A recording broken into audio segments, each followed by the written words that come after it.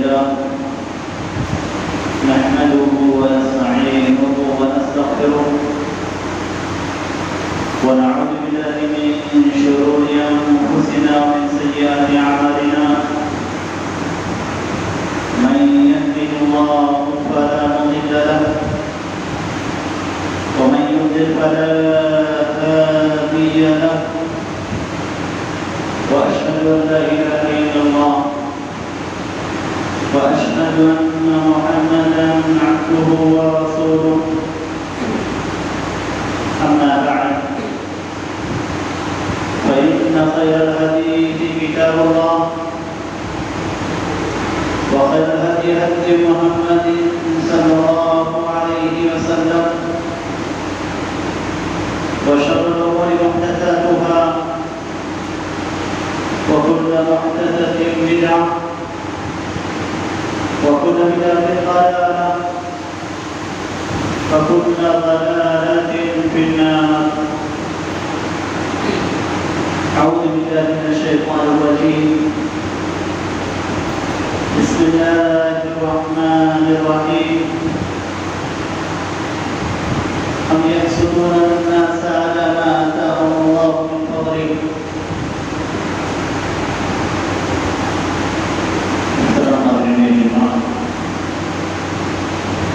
اور میرے عزیز اسلامی بھائیوں اور بہنوں، اسلام کی تعلیمات بہت ہی صاف اور ستھری ہے. اسلامی تعلیمات پہ اگر غور کیا جائے تو ہمیں ایسا نظر آتا ہے کہ اسلام کے اندر ہر قسم کی گندی باتوں کو، ہر قسم کی برائی کو اور ہر وہ چیز جو اختلاف یا فساد تک پہنچاتی ہے اسے ختم کیا گیا ہے. اللہ تعالیٰ نے قرآن مجید میں اس طرح کی چیزوں کو حرام قرار کیا ہے. نبی اکرم صلی اللہ علیہ وسلم نے اپنی احادیث میں اس طرح کی چیزوں کو حرام قرار کیا ہے. ہر وہ چیز جس سے انسان کا ذہن خراب ہوتا ہے، ہر وہ چیز جس سے معاشرے کے اندر بگاڑ پیدا ہوتا ہے، اللہ تعالیٰ نے اور اللہ کے رسول صلی اللہ علیہ وسلم نے اس طرح کی چیزوں کو حرام قرار کیا. تعلیمات بہت زیادہ ہیں. اس طرح کی چیزیں جسے اصلاح نفس کے لیے حرام قرار دی گئی ہیں، بگاڑ کو دور کرنے کے لیے، فساد کو دور کرنے کے لیے حرام قرار کیا گیا ہے. اسلام کے اندر بہت سارے اقسام ہیں اور انہیں میں سے ایک قسم میں حسد ہے. ہم جانتے ہیں کہ اللہ تعالیٰ نے اور اللہ کے رسول صلی اللہ علیہ وسلم نے حسد کو حرام قرار دیا ہے. حسد کسے کہتے ہیں؟ حسد کہتے ہیں کہ دوسرے کے پاس اللہ تعالیٰ کی دی ہوئی کوئی بھی نعمت ہو، مال کی شکل میں ہو، بدن کی شکل میں ہو، اولاد کی شکل میں ہو، صحت کی شکل میں ہو یا کسی فضیلت کی شکل میں ہو، اس نعمت کے ضائع ہونے کی تمنا رکھنا چاہیے.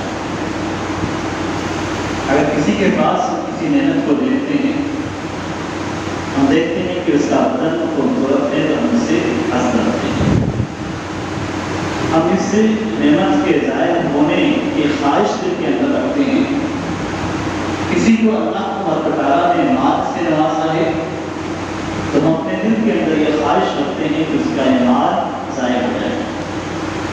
کسی کو اللہ تعالیٰ نے مالداری عطا کی ہے تو ہمارے دل کے اندر اگر یہ خواہش ہے کہ اس کی مالداری ختم ہو جائے. کسی کو اللہ تعالیٰ نے ایک محبت سے نوازا ہے تو ہمارے اندر یہ خواہش ہوتی ہے کہ اس کا ایک محبت ختم ہو جائے. کسی کو اللہ تعالیٰ نے شہرت عطا کی ہے، قبولیت عطا کی ہے تو ہمارے دل کے اندر یہ خواہش ہوتی ہے کہ یہ شہرت اور یہ قبولیت ختم ہو جائے، تو یہی حقیقت میں اصل ہے۔ کسی کے اندر کوئی بھی نعمت دیکھتے ہیں اور اس نعمت کے اظہارے کی خواہش اگر ہمارے دل کے اندر پیدا ہوتی ہے تو یہ اصل ہے۔ اور یہ پہلی چیز ہے جو ابلیس کے اندر پیدا ہوتی ہے۔ گناہوں کے تعلق سے اگر دیکھا جائے تو یہ پہلی چیز ہے، پہلا گناہ ہے جو ابلیس کے ذہن میں پیدا ہوا۔ ابلیس نے اللہ تبارک و تعالیٰ سے کیا کہا؟ جب اللہ تبارک و تعالیٰ نے آدم علیہ السلام کو پیدا کیا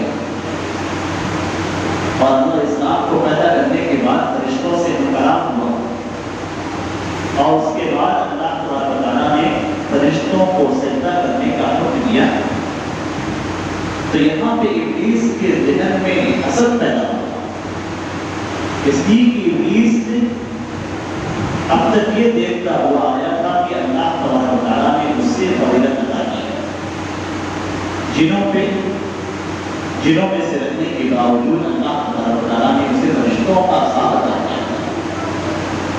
اب ایک ایسی مخلوق پیدا کی جا رہی ہے جس کو اللہ تبارک و تعالیٰ اپنے ہاتھوں سے بنا رہا ہے۔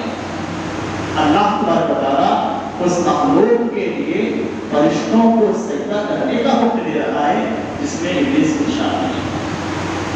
یہ وہ چیز تھی جو ابلیس کے ذہن میں آئی اور ابلیس نے آدم علیہ السلام سے حسد کی، اور حسد کا نتیجہ کیا ہوا کہ ابلیس نے اللہ تبارک و تعالیٰ کے حکم کی نافرمانی کر دی۔ اللہ تبارک و تعالیٰ نے فرشتوں کو سجدہ ریز ہونے کا حکم دیا، ابلیس بھی شامل تھا، لیکن اس حسد کی وجہ سے ابلیس نے سجدہ کرنے سے انکار کر دیا اور کہنے لگا انا خیر منہ خلقتنی من نار وخلقتہ، کہ آدم علیہ السلام سے بہتر تو میں ہوں، فضیلت آدم کو دی جا رہی ہے، اس سے بہتر میں ہوں۔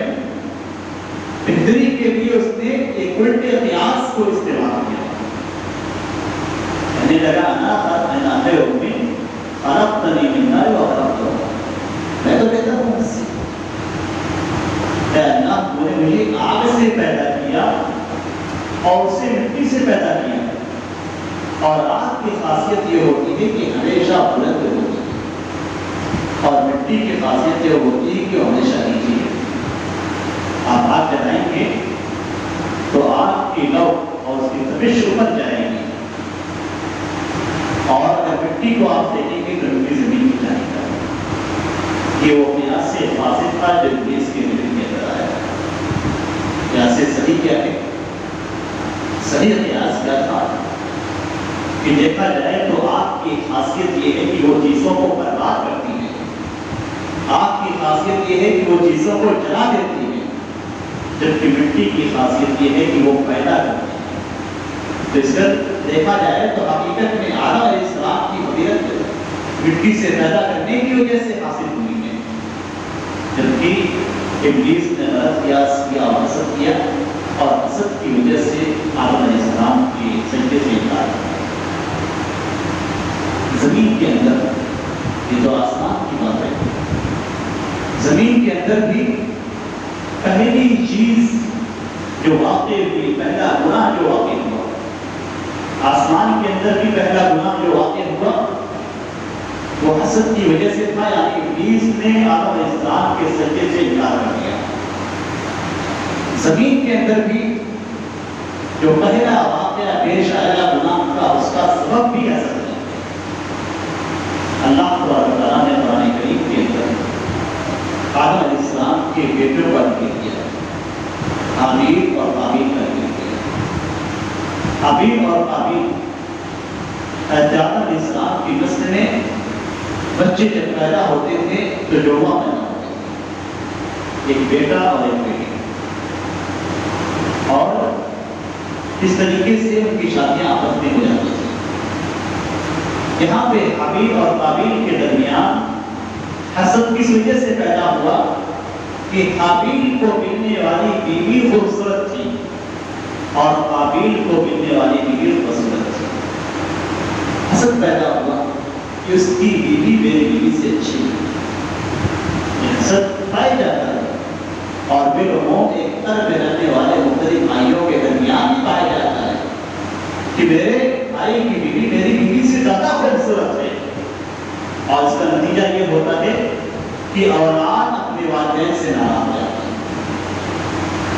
دنیا کے اندر بھی پہلا جو گناہ واقع ہوا وہ یہ کہ قابیل نے حابیل کو قتل کر دیا، اور اس قتل کی وجہ کیا تھی کہ قابیل یہ چاہتا تھا کہ اس لڑکی سے میری شادی ہو جس سے حابیل کی شادی نہیں ہو، جو خوبصورت لڑکی ہے۔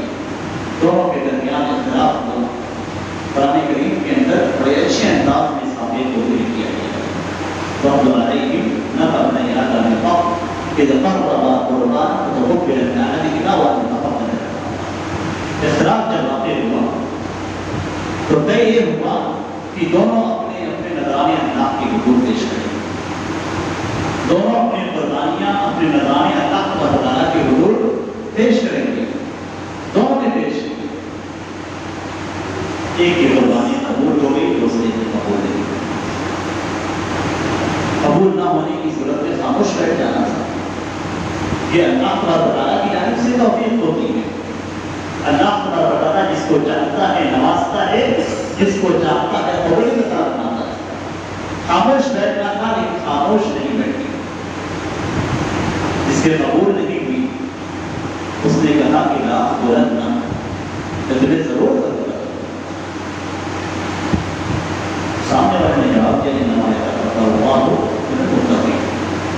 جو شخص گناہوں سے بچتا ہے، جو متقی ہوتا ہے، اللہ تعالیٰ اس کے نذرانے کو، اس کی عبادتوں کو، اس کی دعاؤں کو قبول کرتا ہے۔ لیکن اس کے باوجود شیطان نے ذہن میں بھرا، حسد پکتا رہا، حسد پکتا رہا، اس لیے کہ جو طریقہ اختیار کیا گیا تھا اس سے شرعی طریقے کے مطابق بھی ہو اور لڑکی سے نہیں مل جاتا۔ نتیجہ یہ ہوا کہ روئے زمین کا پہلا قتل واقع ہوا۔ اس روئے زمین کا پہلا قتل واقع ہوا۔ اسی لیے نبی اکرم صلی اللہ علیہ وسلم فرماتے ہیں کہ اگر کوئی شخص کسی دوسرے کو ناحق قتل کرتا ہے تو ایسی صورت میں آدم علیہ السلام کے اس بیٹے پہ جس نے پہلا قتل کیا تھا ایک حصہ اسے بھی دیا ہے۔ اور اس کی وجہ یہ ہے کہ نبی اکرم صلی اللہ علیہ وسلم کی حدیث ہے من سن بالاسلام سنة سيئة كان عليه وزرها ووزر من عمل بها من غير ان ينقص من اجورهم شيئا۔ کہ کوئی شخص اگر کسی برے راستے کو اختیار کرتا ہے، کسی برے راستے کو، برے چیز کو ایجاد کرتا ہے، تو ایجاد کرنے کی صورت میں اس کے اوپر بھی گناہ ہوتا ہے، اور جتنے لوگ اس گناہ کو انجام دیتے ہیں ان کا گناہ بھی اس کے ساتھ دیا جاتا ہے۔ کسی کے گناہ سے کوئی کمی نہیں کی جاتی۔ یہ پہلا شخص تھا جس نے قتل کو ایجاد کیا، جس نے اپنے بھائی کو قتل کیا، اور نتیجہ کیا تھا کہ قتل کرنے کے بعد اسے یہ تک نہیں معلوم تھا کہ کس طریقے سے اپنے بھائی کی لاش کو دفن کرے۔ اللہ تعالیٰ نے قبر بھیجا، دو کوے آپس میں کرتے رہے، ایک نے دوسرے کو قتل کر دیا۔ اس کے بعد زمین کھود کر اپنے قتل کیے ہوئے کوے کو اسے دفن کر دیا۔ جب دیکھا تو دیکھنے کے بعد افسوس ہوا کہ میں اس جیسا بھی نہیں ہوں کہ کس طریقے سے میں اپنے بھائی کی لاش کو دفن کروں۔ یہ پہلا قتل جو میرے زمین کے اندر واقع ہوا تھا اس کا سبب بھی حسد ہے، اور اس سے معلوم ہوتا ہے کہ حسد کس طرح انسانی ذہن پہ، انسانی دل پہ اپنا اثر ڈالتا ہے کہ انسان بالکل اندھا ہو جاتا ہے اور اپنی کوشش میں آگے بڑھنے لگتا ہے، مزید کوشش کرتا ہے کہ کسی طریقے سے اس نعمت کو حاصل کر لے یا سامنے والے سے اس نعمت کو حاصل کر لے۔ حسد قرآن کریم کے اندر اللہ تعالیٰ نے حسد کو کو یہودیوں کی اصطلاح میں دیکھی ہے۔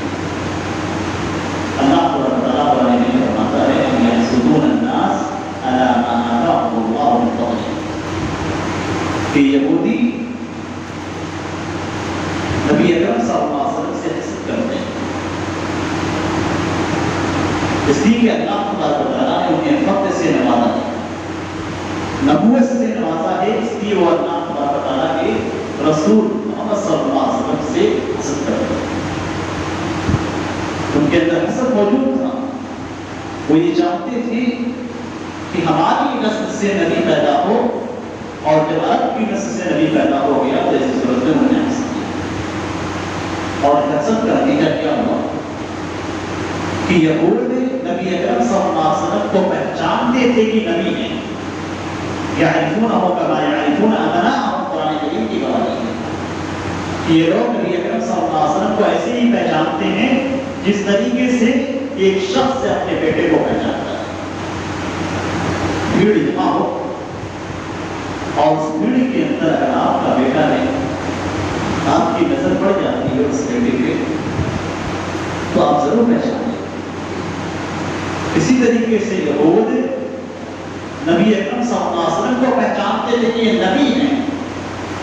حضرت صفیہ رضی اللہ عنہا واقعہ ذکر کرتی ہیں کہ جب نبی اکرم صلی اللہ علیہ وسلم مدینہ تشریف لائے تو اس وقت ان کے والد اور چچا دونوں مدینہ گئے، اور مدینہ جانے کے بعد نبی اکرم صلی اللہ علیہ وسلم کو دیکھا، دیکھنے کے بعد بیٹھ کر خیبر آئے تو حضرت صفیہ وہی چلے دی تھی، جب گھر میں داخل ہوتے تھے تو یہ دوڑ کر جاتے تھے، جس طریقے سے بچے دوڑ کر جاتے ہیں، دوڑ کر گئی اور ہمیشہ اپنے والدین کی جانب سے شفقت اور محبت پائی، لیکن جب وہ لوٹ کر آئے اور گھر میں داخل ہوئے تو حضرت صفیہ دوڑ کر گئی تو انہوں نے ان کو نظر انداز کر دیا، گویا دیکھا ہی نہیں، اندرونی کمرے میں داخل ہوئی، یہ بھی پیچھے سے گئی، ان کی آواز کو سنتی ہے، ان کی کلام کو سنتی ہے۔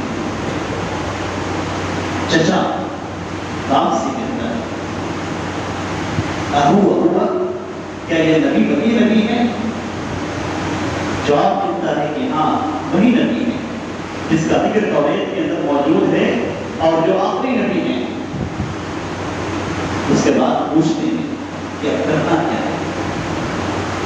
جواب ملتا ہے جب تک زندہ ہوں گا دشمنی کرتا ہوں۔ نبی اکرم صلی اللہ علیہ وسلم کو پہچان گئے، لیکن اس کے باوجود نبی کو پہچاننے کے باوجود ایمان لانے سے جو چیز مانے رہی وہ ان کا حسد تھا۔ یہود یہ جانتے تھے کہ انبیاء کرام کا سلسلہ انہی کی نسلوں میں رہے گا، اور اس بات کا انہیں یقین تھا، اور اللہ تعالیٰ نے بنی اسرائیل میں بہت سارے انبیاء کرام کو پہچان دیا۔ انہیں ایسا لگتا تھا کہ آخری نبی بھی بنی اسرائیل سے آئیں گے، اس لیے وہ مقامات جہاں پہ آخری نبی کے ظہور کی بات کہی گئی تھی کہ وہاں پہ کھجوریں ہوں گی، سرسبز علاقہ ہوگا، پہاڑ ہوں گے، جو کیفیت توریت کے اندر ذکر کی گئی تھی اس کیفیت کے مطابق انہوں نے جو جو جگہیں پائیں ان ساری جگہوں پہ انہوں نے پاؤ تھا۔ خیبر کے اندر یہود کثرت کے ساتھ تھے، طیبہ کے اندر یہود بستے تھے، مدینہ کے اندر یہود بسے، 3 مقامات پہ انہوں نے ڈیرا ڈالا، اس امید سے کہ جو آخری نبی آئیں گے وہ ہمیں سے پیدا ہوں گے۔ لیکن اللہ تعالیٰ کا کرنا ایسا ہوا کہ آخری نبی ہمیں سے آنے کی بجائے عرب سے آئے، اور آخری نبی صلی اللہ علیہ وسلم نے مدینے کی جانب ہجرت کی۔ تب جب انہیں معلوم ہوا کہ آخری نبی کا ظہور ہو چکا ہے تو دیکھنے کے لیے گئے، لیکن جب انہیں معلوم ہو گیا کہ آخری نبی ہم میں سے نہیں ہے تو انہوں نے نبی اکرم صلی اللہ علیہ وسلم سے دشمنی ہو گئی۔ اسی لیے نبی اکرم صلی اللہ علیہ وسلم نے فرمایا کہ اگر یہود کے 10 افراد میرے اوپر مسلمان میرے اوپر اسلام لے آئے، ایمان لے آئے، تو سارے کے سارے یہود اسلام میں داخل ہو جائیں، لیکن صرف چند افراد اسلام کے اندر داخل ہوئے، باقی یہود نبی اکرم صلی اللہ علیہ وسلم سے دشمنی موڑ لیتے رہے۔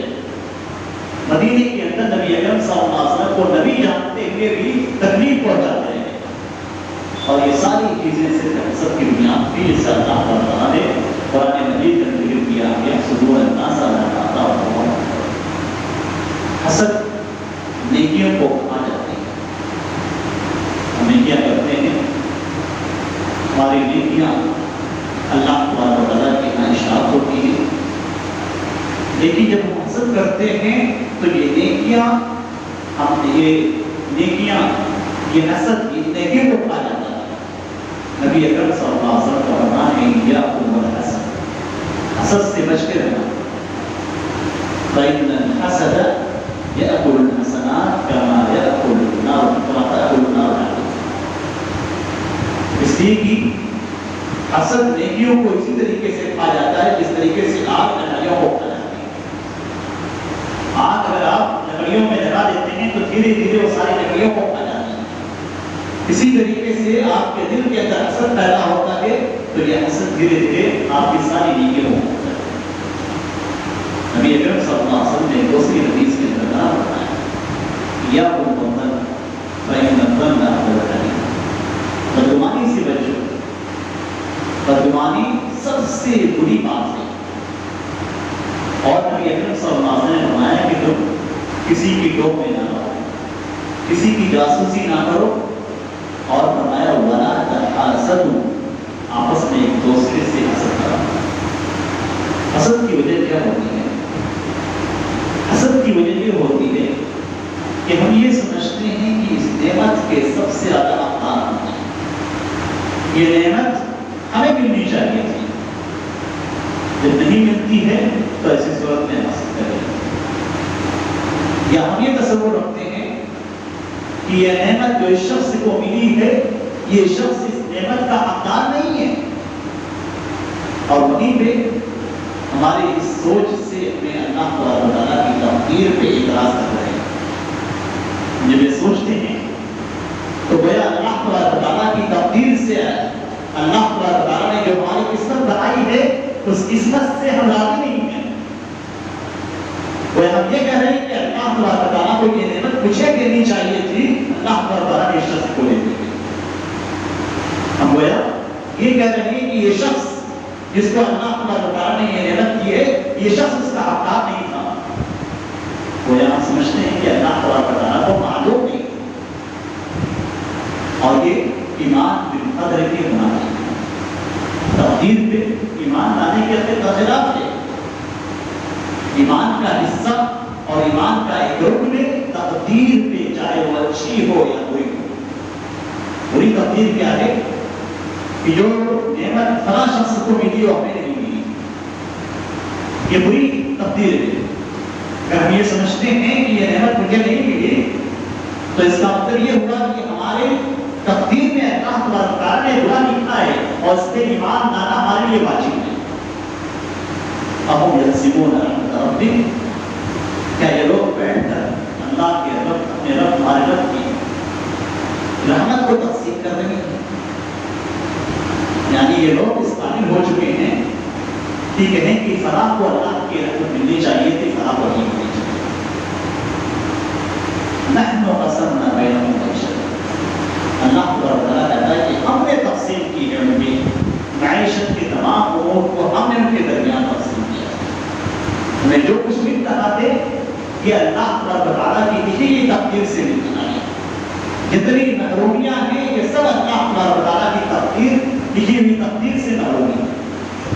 اب اگر کسی کی نعمت ملنے پر ہم اعتراض کرتے ہیں تو ہم اللہ تعالیٰ کی تقدیر پہ اعتراض کرتے ہیں، اللہ تعالیٰ کی بنائی گئی تقدیر پہ اعتراض کر رہے ہیں، اور یہ ہمارے ایمان بالقدر کے اندر خلل کی نہیں ہے۔ وجہ کیا ہوتی ہے کہ انسانوں کے درمیان حسد پیدا ہو جاتا ہے؟ پہلی وجہ تو یہی ہے کہ ہمارا ایمان تقدیر پہ پہنچا جاتا ہے۔ تقدیر پہ اگر ہمارا ایمان پہنچتا ہے تو جو ہمیں مل رہا ہے وہ اس سے مل رہا ہے، جس سے ہمیں محرومی ہے قسمت سے محرومی ہے۔ دوسرے شخص کو جو نعمتیں سے مل رہی ہے اس کو تقدیر سے مل رہی ہے. دوسرے شخص کو کسی نعمت سے اگر محرومی ہے تو تقدیر کی لکھی ہوئی چیز سے محرومی ہے. یہ پہلی چیز ہے جو ایمان سمجھا ہے. دوسری چیز جو عموماً حسد کا سبب بنتی ہے اور خاندان کو بھید دیتی ہے وہ یہ کہ باپ یا ماں اپنے بیٹوں کے درمیان انصاف نہیں کرتے. کسی ایک کو زیادہ محبت دیتے ہیں, کسی ایک کی جانب زیادہ جھکاؤ ہوتا ہے, کسی ایک کو زیادہ پیسوں سے نوازتے ہیں, کسی ایک کو زیادہ جائیداد سے نوازتے ہیں, کسی ایک کی جانب توجہ زیادہ ہوتی ہے اور دوسرے کو اپنی شفقت سے, رحمت سے, مال سے اور دیگر چیزوں سے محروم کر دیا جاتا ہے. اور یہ سب سے بڑی وجہ ہوتی ہے اولاد اور مائیوں کے درمیان حسد پیدا ہو گیا. ماں خود سبب بنتی ہے کہ بیٹوں کے درمیان حسد پیدا ہو, بیٹوں کے درمیان حسد پیدا ہو, اور اس کی وجہ ماں یا باپ کے وہ اعمال ہوتے ہیں جو انصاف پر ہونے نہیں ہوتے. اگر ان کے درمیان انصاف کیا جائے, شفقت کے اندر, محبت کے اندر, مال کے دینے میں, تو ایسی صورت میں یہ حسد بھائیوں کے درمیان پیدا ہے. اور بھائیوں کے درمیان جو اختلاف پیدا ہوتی ہیں, دوریاں پیدا ہوتی ہیں, ان ساری چیزوں کی وجہ ہی حسد ہے. ایک بچہ جب بچپنے کے مرحلے میں ہوتا ہے تو وہ غور کرتا ہے کہ کس سے محبت زیادہ ملے.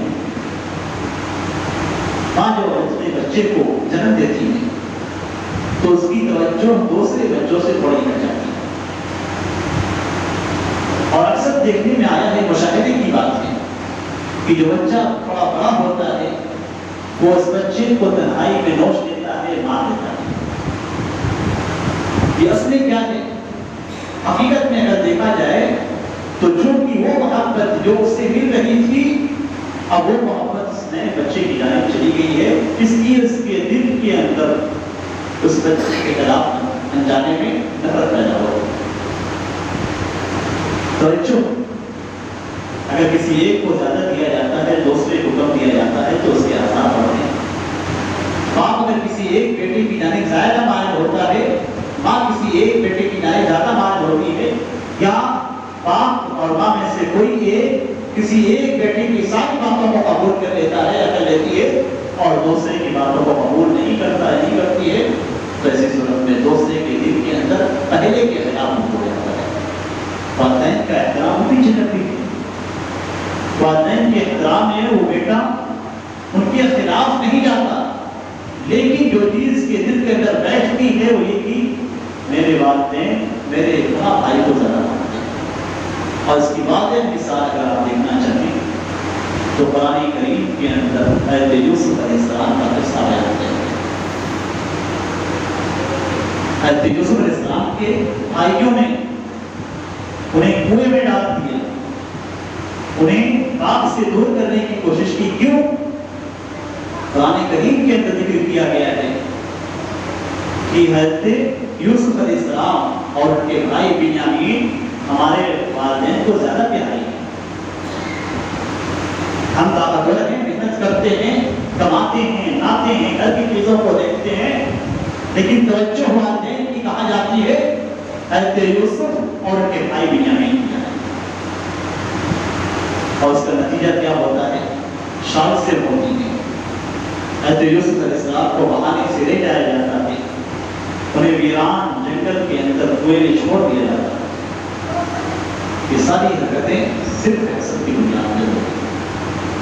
نبی اکرم صلی اللہ علیہ وسلم نے حضرت نعمان بن بشیر رضی اللہ تعالیٰ عنہ کا واقعہ ہے کہ ان کے والد نبی اکرم صلی اللہ علیہ وسلم کے پاس آئے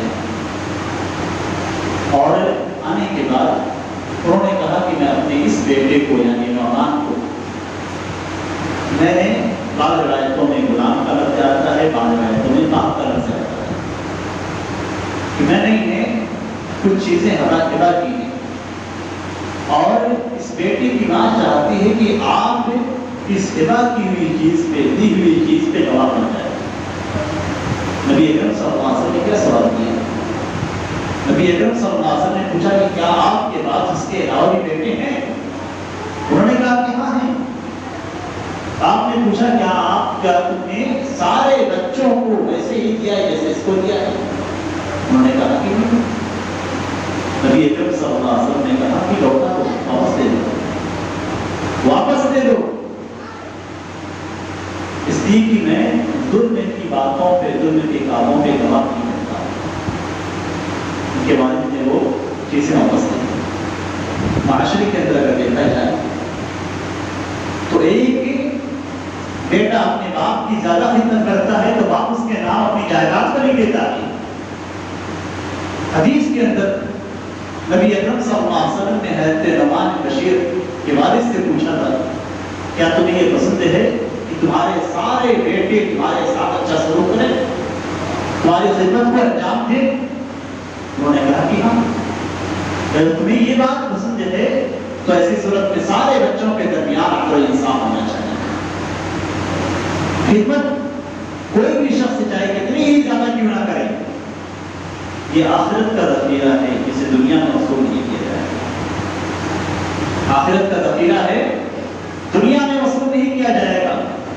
آپ کو شریعت نے اس بات کا حق نہیں دیا ہے کہ آپ کا بیٹا زیادہ خدمت کر رہا ہے تو اس کے نام جائیداد لکھ دیجیے، اسے اپنا کاروبار سونپ دیجیے، اسے اپنا پیسہ اس کے حوالے کر دیجیے۔ یہ چیز شریعت کے اندر نہیں ہے۔ شریعت کے اندر عدل و انصاف موجود ہے، اور یہ عدل و انصاف اگر قائم کیا جائے گا تو بھائیوں کے درمیان، آپ کی اولاد کے درمیان محبت قائم رہے گی۔ اور یہی وہ چیز ہے جو ہمارے معاشرے کے اندر پائی جا رہی ہے، اور اسی سے ہمارے خاندان بھی تو ہے۔ آج ان چیزوں پہ توجہ نہیں دی جاتی ہے۔ بھائیوں کے درمیان مار پیٹ ہوتی ہے، بھائیوں کے درمیان لڑائی ہوتی ہے، لیکن اس کی وجہ تلاش کرنے کی کوشش نہیں کی جاتی۔